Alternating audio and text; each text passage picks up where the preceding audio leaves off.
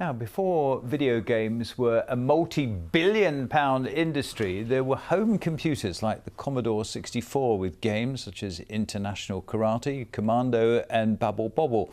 Many of the 1980s games and their soundtracks were written by a man from Hull, and they've now formed the inspiration for a huge orchestral symphony.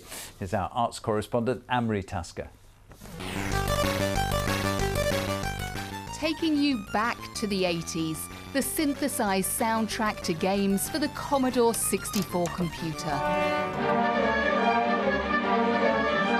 But now that music's been transformed into a symphony to be performed by the 75-piece Hull Philharmonic Orchestra.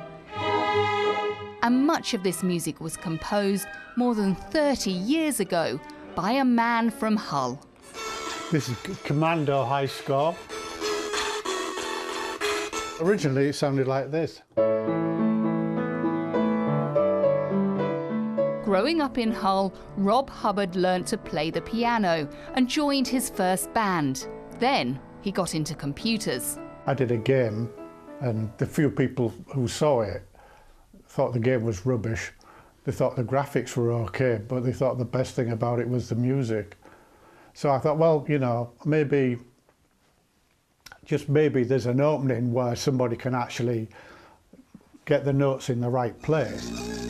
Rob wrote music for around 75 games in the 80s and moved to California to work for gaming giant EA. But he never thought his music would live on. I thought that these little £1.99 games would last a couple of months and everything would be put in the bin. But I guess I got that wrong. I never thought that you know, anything of that music back then would ever last 35 years. But it's quite a task to create orchestral music from those original electronic sounds. They did it using computer code and tone generators, which made horrible noises. So what this does is recreate the music that these composers had in their heads.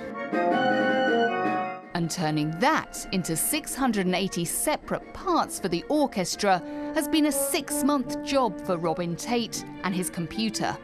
Rob can do it any speed he likes. There's no humans involved. Flutes, it's okay, but strings, that's how fast your hand has got to go. I don't want it going at that speed. No, that's okay. That's ludicrous. The 16 pieces, first written for computer games in the 1980s, have been transformed into an orchestral score. So now the rehearsals begin for the world premiere of the 8-bit symphony. We're also hoping that this special concert will bring all sorts of people in who perhaps haven't been to one of these types of concerts before. And of course there are a lot of aficionados of the Commodore 64 who are coming from far and wide as well. Rob Hubbard has been on hand throughout the rehearsals to guide the musicians, ready to perform the symphony at Hull City Hall on Saturday night, taking both music and gaming fans on a journey back to the 80s. Anne-Marie Tasker, BBC Look North, Hull.